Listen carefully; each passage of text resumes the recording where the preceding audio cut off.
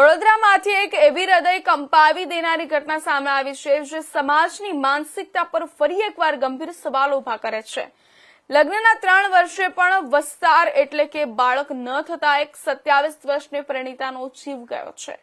વડોદરાના બાજવા વિસ્તારમાં એક કાળજુ કંપાવી દેનારી ઘટના સામે આવી છે। 27 વર્ષીય પાયલબેન પટેલ જેમણે પ્રેમ લગ્ન કર્યા હતા। વડોદરાના અનગઢમાં સમૂહ લગ્નમાં તેઓ 7 ફેરા ફરીને બાજવા ગામે સાસરીમાં રહેવા આવ્યા હતા।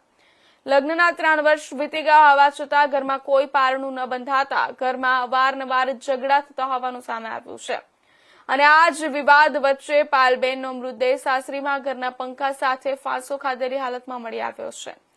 પરંતુ વાર્તા અહીં પૂરી નથી થતી। આ મામલામાં હવે એક નવો અને એક ચોંકાવનારો વળાંક સામે આવ્યો છે। પાયલબેનના માતા ચંપાબેન ચૌહાણ અને તેમના પરિવારે સાસરિયાઓ પર ગંભીર આક્ષેપો કર્યા છે। પરિવારનું કહેવું છે કે આત્મહત્યા નથી પરંતુ તેમની દીકરીની હત્યા કરવામાં આવી છે।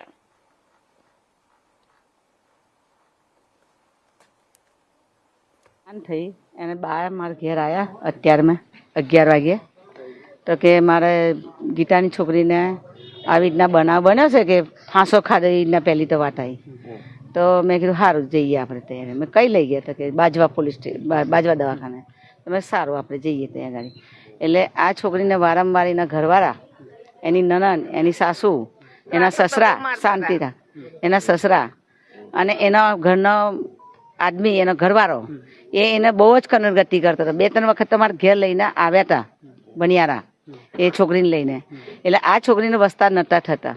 હવે આ છોકરીને વસ્તાર ના થાય તો એ તો ભગવાનના હાથમાં છે, કાંઈ એના હાથમાં નહીં કે આપણા હાથમાં નથી। હવે આને એવું કે મારે આ છોકરીને વિદેશ મેકલવીશ તો ભાઈ શાના માટે વિદેશ મેકલ તો કે મારા વસ્તાર માટે।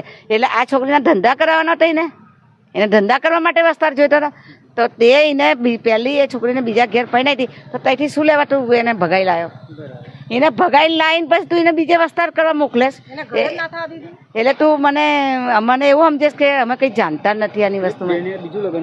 આ બેને બીજું લગ્ન કર્યું આ તો આ છોકરીને લઈને ભાગી ગયેલો।